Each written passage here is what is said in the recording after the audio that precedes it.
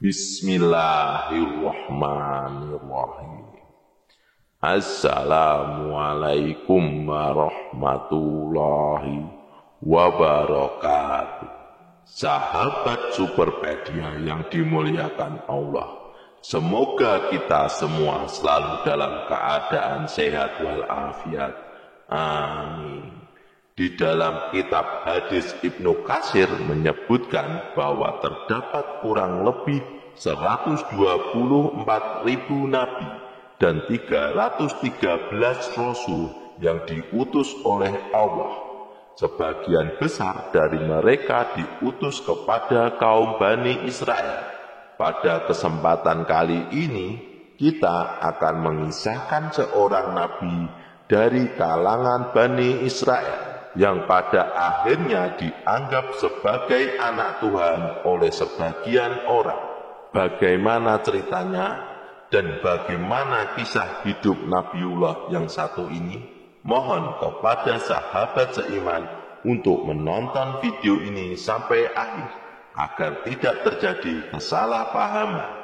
Di kisah kali ini kita akan mengisahkan tentang Nabiullah Uzair alaihissalam. Kisah kali ini diambil dari Al-Quran surah Al-Baqarah ayat 259. Namun di sana tidak disebutkan nama nabinya. Al-Quran hanya menyebutkan kisahnya. Para ahli sejarah kemudian berusaha meneliti siapa nabi yang dimaksud. Setelah dilakukan penelitian, disimpulkan bahwa nabi tersebut adalah Nabiullah Uzair alaihissalam, seorang nabi yang diutus kepada kaum Bani Israel. Namun ada perbedaan pendapat di kalangan ulama.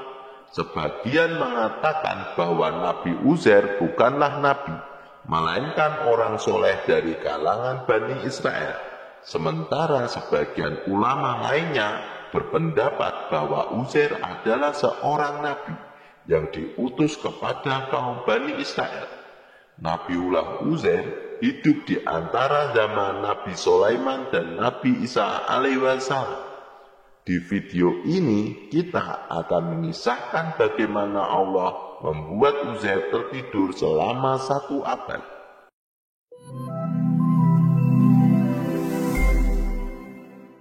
Peristiwa ini berlatar di kota Palestina. Pada masa itu, Palestina mengalami serangan besar-besaran oleh seorang raja zalim bernama Nebukadnezar. Dalam Islam, ia dikenal dengan nama Bukhtanasor.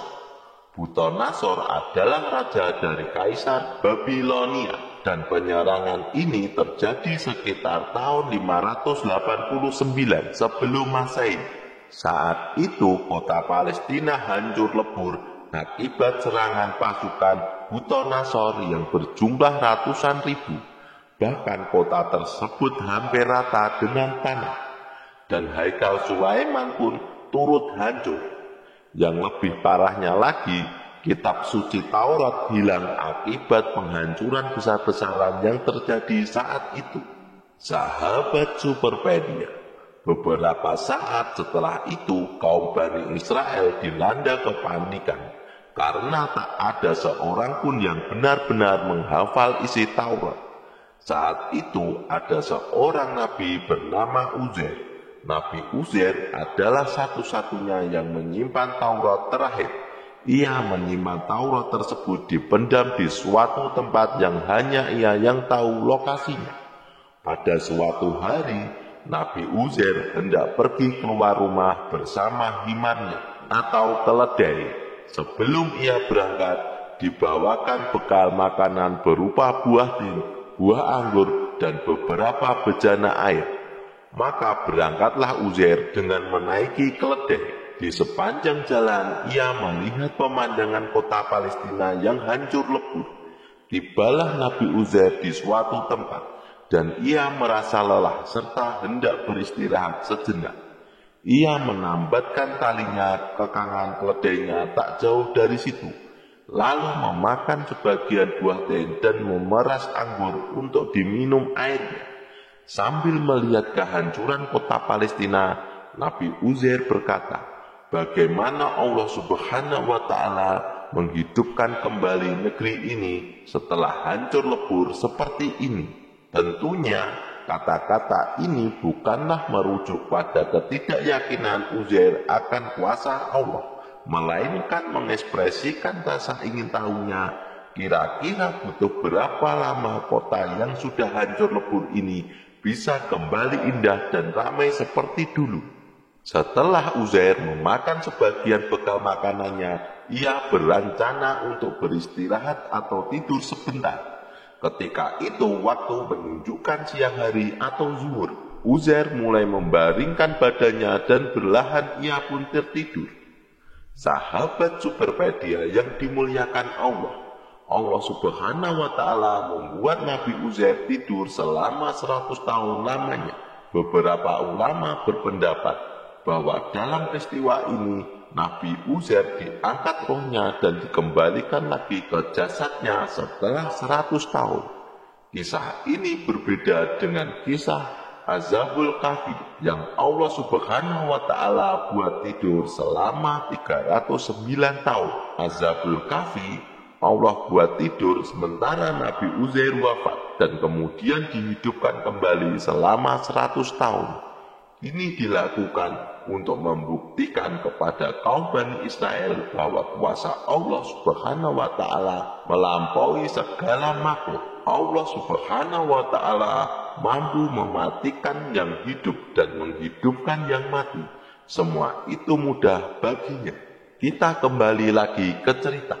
Ketika 100 tahun berlalu, Allah Subhanahu wa Ta'ala menghidupkan kembali Nabi Uzair di waktu petang. Seolah-olah ia baru saja terbangun dari tidurnya. Lantas ketika itu Nabi Uzair pun membuka matanya dan melihat anggur serta buah tin di sebelahnya masih ada dan terlihat utuh. Dalam peristiwa ini Allah Subhanahu wa Ta'ala bertanya kepada Uzair, "Berapa lama engkau tertidur?" Nabi Uzair menjawab, "Mungkin setengah hari atau 1 hari saja."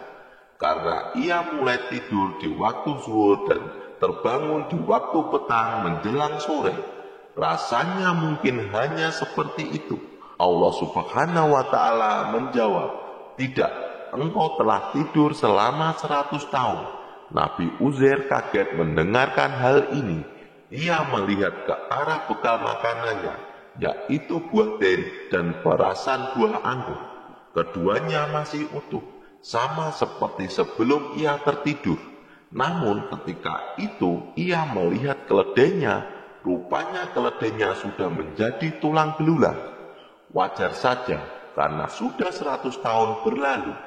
Kemudian Allah Subhanahu wa Ta'ala atas segala kebesarannya menyusun tulang belulang keledainya hingga menyerupai bentuk semula. Kemudian membalutnya dengan daging dan kulit pada akhirnya.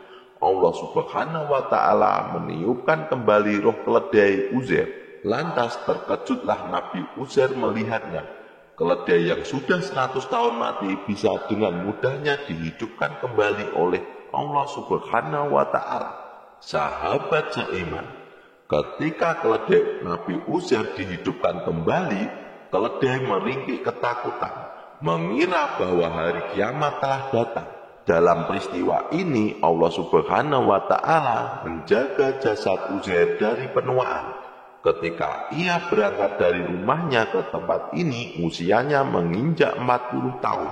Dan sekarang meskipun usia Nabi Uzair adalah 140 tahun, kulit, rambut, dan postur badannya tidak menunjukkan tanda-tanda penuaan. Allah Subhanahu wa Ta'ala menjaga dia dari penuaan saat dia wafatkan selama 100 tahun. Akhirnya pulanglah Uzair ke rumahnya, di mana ia tinggal dulu. Ia berjalan menyusuri kota Palestina bersama keledainya. Ia melihat kota ini sudah kembali seperti dulu dan telah ramai dengan orang-orang. Hal ini wajar karena sudah 100 tahun berlalu. Dan kota ini pun sudah mulai dibangun selama jangka waktu tersebut. Singkat cerita, sampailah Nabi Uzair di rumahnya, di alamat yang sama ketika ia pergi 100 tahun yang lalu. Ia melihat bahwa rumahnya sekarang sudah sedikit berbeda dengan yang ia tinggalkan dulu. Di depan rumahnya, ia melihat seorang wanita tua sedang duduk. Dari matanya terlihat bahwa ia sudah sedikit buta dan sangat rabun penglihatannya.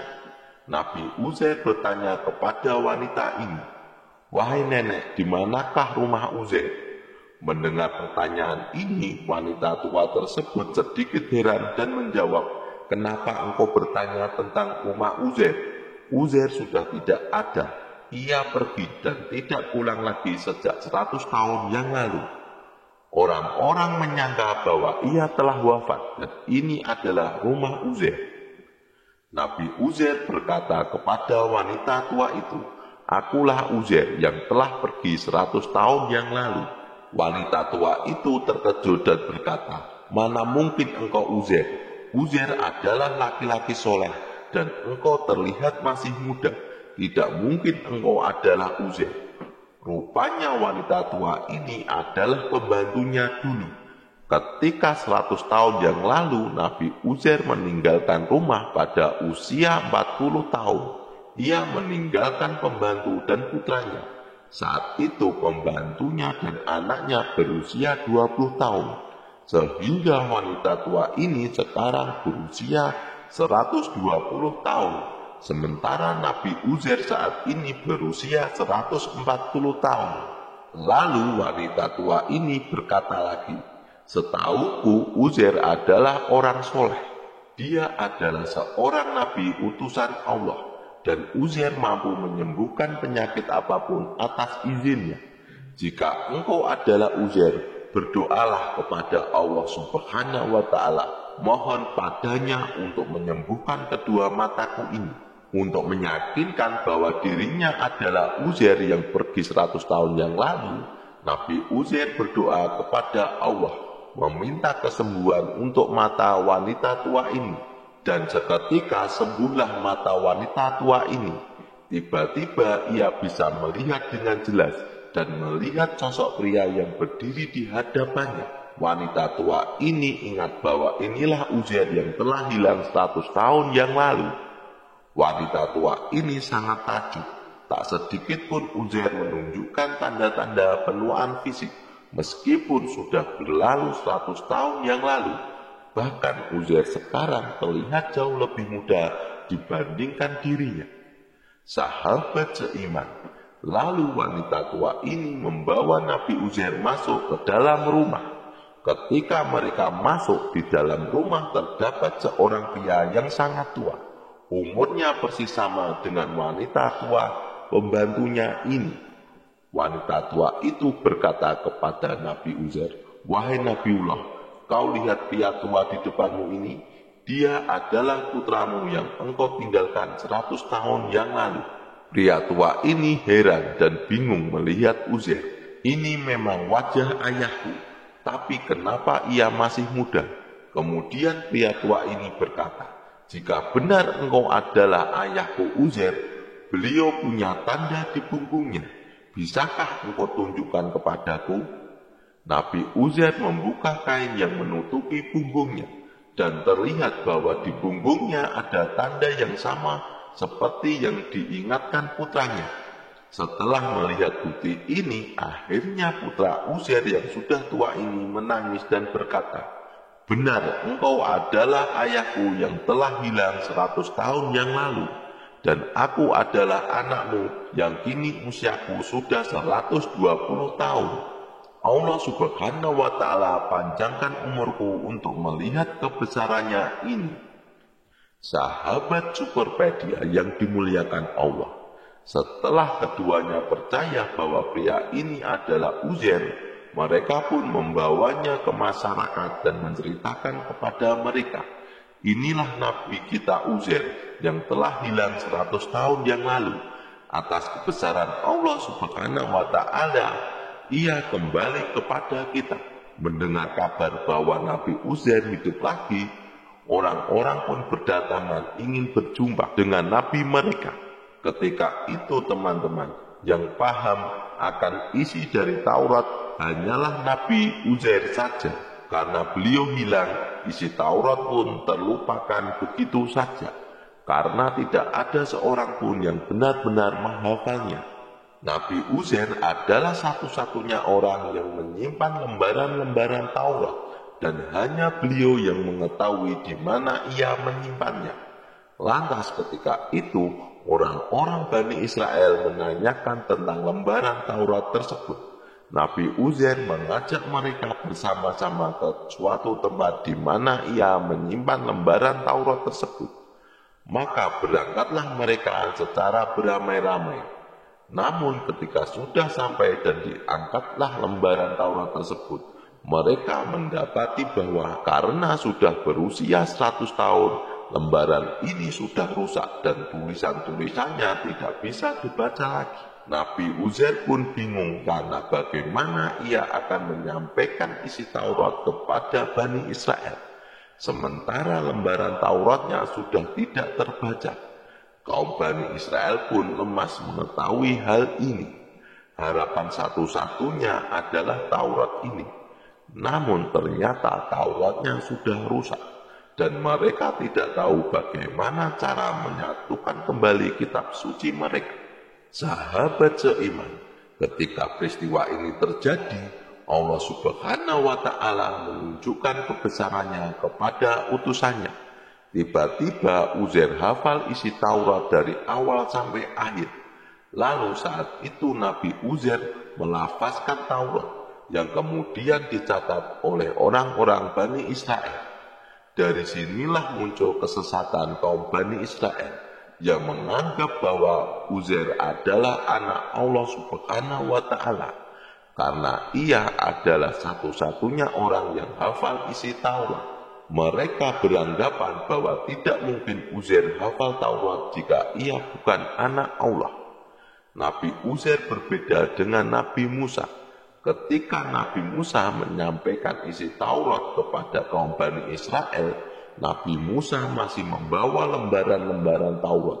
Namun Nabi Uzair menyampaikan isi Taurat tanpa lembaran. Dari sinilah timbul penyimpangan bahwa Uzair adalah anak Allah. Padahal Allah Subhanahu wa Ta'ala yang meletakkan hafalan Taurat di hati Uzair, sehingga Nabi Uzair hafal isi Taurat dari awal sampai akhir. Wallahu a'lam bishawab. Jadi itulah kisah tentang Nabi Uzair alaihi wasallam. Semoga kisah ini bermanfaat. Lebih dan kurangnya mohon dimaafkan. Yang benar datangnya dari Allah Subhanahu wa Ta'ala. Sedangkan kesalahan itu datangnya dari saya pribadi sebagai manusia biasa. Sampai ketemu di video selanjutnya. Saya akhiri. Wassalamualaikum warahmatullahi wabarakatuh.